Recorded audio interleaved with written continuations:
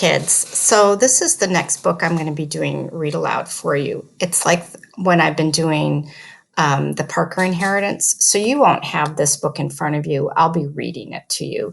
But I wanted to give a little bit of background information because Number of the Stars is historical fiction. So what I did is I found a presentation that I didn't write, but I wanted to show you. So, of course, the book is called Number of the Stars.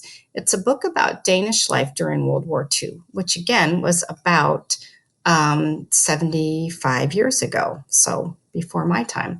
One of the first things I wanted to show you was the author. This is Lois Lowry. This is what she looks like, and there's some other information here. She's one of my favorite authors. I really, really like her. So the next part is we're going to be talking about the setting.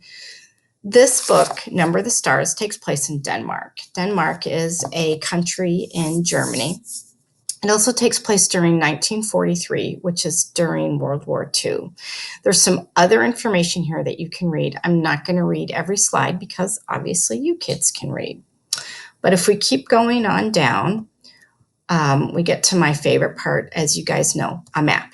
Okay, so Denmark, like I said, is in Europe, and this tiny little country right here is Denmark, and this is a blow-up version of Denmark, but it's tiny, tiny, tiny.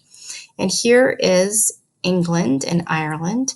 We can see that Denmark is very close to Germany, which gets me to the next slide.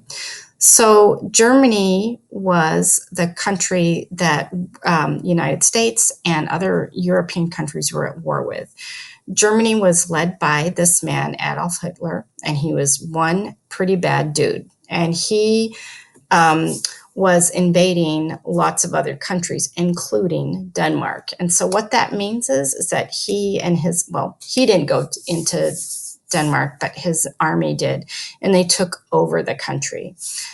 He was the leader of the Nazi Party, which was also a really bad, terrible organization. So let me keep going down to the next slide. So the Nazis were a group of people that believed that they were superior to other people, and particularly they believed that they were superior to Jews. And they started doing some really terrible things, and I will get to some of those slides that made the Jewish life very, very difficult. So in 1938, they came into Denmark and invaded Denmark, basically took over. And one of the things they did is this thing called Kristallnacht, which actually means Night of Broken Glass. And this is when the Nazis all over Europe basically went and broke windows and looted stores, burned down synagogues, which are Jewish churches, all over Europe, and basically trying to terrorize the Jewish people, which worked. So pretty scary time.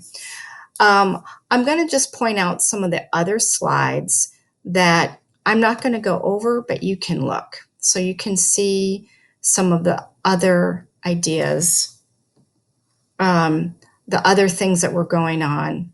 Okay, so here's Denmark and the Germans, a little bit more information. But some of the other things I wanted to go over here is on the last couple slides. It says, how bad was life for Jewish people under Nazi rule? It was terrible. So, for instance, one of the things is that Jews had to hand in their bicycles. They could no longer ride their bicycles. They weren't allowed on buses. They weren't allowed to go to the theater. They weren't allowed to go to parks.